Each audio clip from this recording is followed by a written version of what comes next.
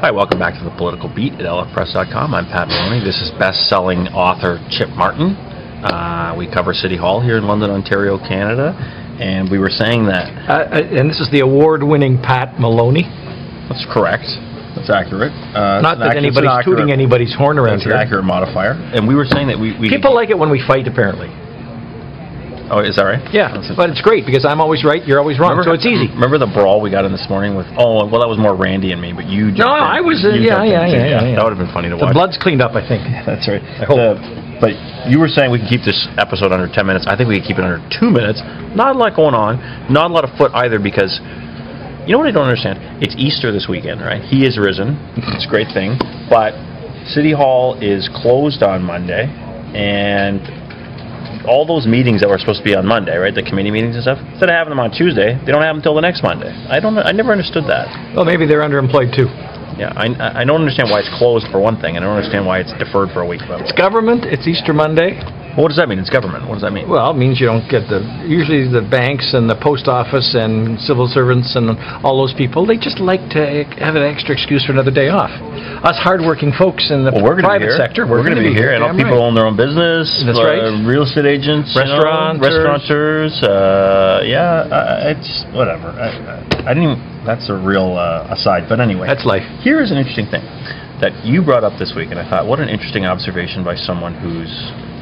been around maybe too long, but obviously noticing things. We have Mayor Joe Fontana pulling a prank on the radio morning program, a friend of the show, Steve Garrison. April 1st Fools. On April 1st. April Fool's Day. April Fool's Day. We have the mayor performing the song and for those that might have missed it, he was suggesting that citizens were going to be empowered to use their digital cameras and cell phones in order to catch people running through red lights, and then they turn this information over to the city, and they would be prosecuting based on this, and people would get $50 for every red light runner that they would be turning in. So the mayor took part in that prank.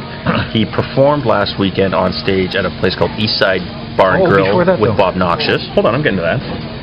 Last week, or 2 weeks ago, he ripped up the letter for TV cameras from the police seeking more money.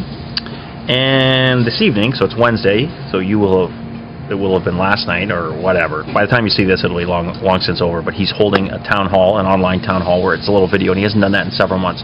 Your point was that the mayor is potentially gearing up a little bit to enter the mayoral. We're starting to see more of the mayor. He's showing up all sorts of places unexpectedly, and I think it's all part of him gearing toward announcing his intention to run again. And of course, for the past 15, 16 months, he hasn't returned our phone calls. He talks to us when we see him at City Hall, but he won't return our calls, which is fine. That's fine. But he has started to return a few calls to the Free Press in the last week also. To you? Not to me, but he called back, or he texted with Jonathan for a story. I think he talked to Dan Brown about a story too, so that's a different thing. We should find what they're doing right. So is he seeking another term? He, of course, has said he has, but I know that some people have thought, I'm not convinced that his heart's in it, but this would suggest that maybe that's what he's getting ready to do. Certainly looks like it. Isn't that so interesting?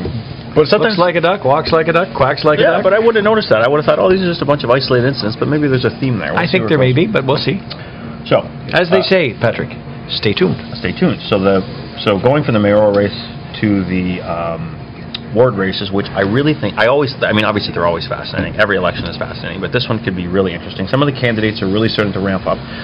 Woman running against Steve Orser in Ward 4 named Cheryl Ruth. She has launched a website. You've seen that sort of thing starting to happen. There's a guy named Paul Cheng who's running for mayor, and he ran 3 television ads on CTV last night. That's hugely a lot of money. And a very nice and very slick website, and he's come up out of the blue. Who is Paul Cheng? We're hoping to learn more about him. Right, but I guess at first blush I would suggest he's a fringe candidate, although he clearly has some financial backing. Certainly has some financial backing. That costs big money to do that. And so while there are candidates ramping up, wards 5 and 6 still are relatively wide open. There's a guy named Randy Warden who's running in Ward 5. And would you remind everyone why the openings in Ward 5 and 6? Yes, I'm about to. No, but why they're open? Joni Beckler and Nancy Branscombe are leaving City Council. Now, of course, Dale Henderson's leaving City Council too. Judy Bryan is leaving City Council too. I suppose a lot of people are, but Joni and Nancy are 2 very, very strong city councilors in terms of their preparation, in terms of their willingness to sort of go into those high traffic areas and go into the rough going a little bit and read the reports. They certainly do read the reports, yes, to their credit. Those are two wards that are wide open, and I think that Councillor Beckler had said earlier this week when a discussion was up about development charges, she said, I'm really concerned about this. Who is going to replace the work that, I mean, let's face it, the work that she does preparing for that and being a voice for taxpayers in terms of the development charges brouhaha when she's gone? I mean, there's no heir apparent there. No, I agree. And two key wards, and really no one has come forward yet in either of those two, Pat? No, there are candidates in each of them, but I would submit to you that it would be my estimation that these are not really overly strong candidates or really experienced candidates. Who would be advocates for the same sorts of things that Joni and Nancy were? Yeah. Well, not even the same sort of things, but just that level of understanding and sophistication and sophisticated understanding of the issues, and that willingness to really go to battle over things. So you're looking at worst council ever, and then you're looking at 2015. Maybe two of the strongest politicians on the worst council ever are gone.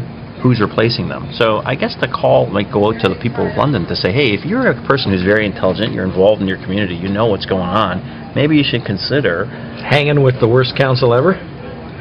That's a tough sell. Well, that might be part of it, right? Maybe that's part of it. I don't know. That people aren't so keen to jump into it because maybe the media has poisoned the well for everybody. That's right. No, that's right. But, who knows? But I just think it's something for people to consider. And if you are a strong candidate, or a strong potential candidate, why not look at Ward 5 or 6? Or if you're somebody who's seeking re-election in a ward, you might not win. And at the risk of beating a dead horse, if you are considering running in either of those two wards or anywhere else, please call our election hotline first. Which Paul Cheng did not call. Well, that's right. I think he's got a real uphill fight then, Pat. That's right. Last thing I want to talk about, high-speed rail or GO train service.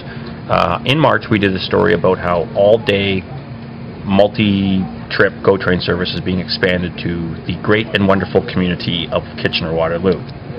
London, of course, getting stuck at the short end of that stick. Glenn Murray, the transportation minister, told us that day, or rather his office told us that day, there are no plans to expand to London. Then this week, your friend from high school, Premier Kathleen Wynne, says she wants to start a $14 billion investment in high-speed rail from Toronto to Waterloo and London. Good old London getting in on the high-speed rail. So either Glenn Murray's office misspoke, or maybe she's making an election promise. Or I have friends in high places. What do you mean? They went to high school with Kathleen Wynne? But maybe because I mentioned put in a good word. Oh, in the last word. Who knows? But if you so let's just say, personally, I don't think that I put much stock in the high-speed rail promise. But would you agree that if there is a great hope for the city's future, it is to get on in that commuter orbit of Toronto? Or do you disagree with that? I disagree with that. I grew up in a dormitory town. I grew up in Richmond Hill on the edge of Toronto, and the only reason Richmond Hill grew the way it did was because it was feeding off Toronto. Right. The same thing, Mississauga has become a great, massive city. Bedroom community. It's a bedroom community. These are dormitory towns. And quite frankly, I'm not sure if I want London to become a dormitory town for Toronto. Wouldn't it be better to have people living here, working here, and not having to make the big commute to the big smoke? That would absolutely be the best thing. My only concern is that's my reservation. When my kids grow up, or when your kids get done school and they're looking for work, are they able to stay here? Is there even a chance that they could stay here? They're not looking good right now. But right. So if they could stay here but work but all of a sudden they could be part of the Toronto. And we'll burn a nice hole in the ozone layer above the corridor between London and Toronto. No, I'm not sold on that. Okay. Well, I'm telling you that it would open up a lot of doors for people like me who love living here and don't ever want to leave, but worry sometimes. When I worked in 2 summers, I worked at Queen's Park when I was finishing off my university career, and I spent an hour traveling to work and an hour traveling home every day. It would be nightmarish. It's 2 hours added to your day. It is nightmarish. People that live in Barrie, for instance, they have very little connection with the community if they're commuting to Toronto because they spend so much of their time going to and from work, and they don't have the time to invest in the community in terms of sporting activities or social clubs or service clubs or any of these other organizations. That's where they happen to sleep. I don't know if I just want to provide a place for people who work in Toronto, a place to sleep. And pay property taxes, by the way. They can pay property taxes. Well, that's the whole point. No, I'm saying they can pay property taxes, but I'm just not sold on the concept. But I just think that we're going through an economic revolution. Where are we going to end up? And I have trouble sometimes seeing a great and wonderful and bright future for the great and wonderful city of London. But then when I think, maybe high-speed rail, getting us into the commuter orbit of Toronto, that could be something, but what do I know? Anyway, it seems to me it's a black and white issue, Pat, yet again. This is where we're having a theme today. I can't believe you... Mr. Right and Mr. Wrong. Okay. Thanks for watching. We'll see you next time at lfpress.com.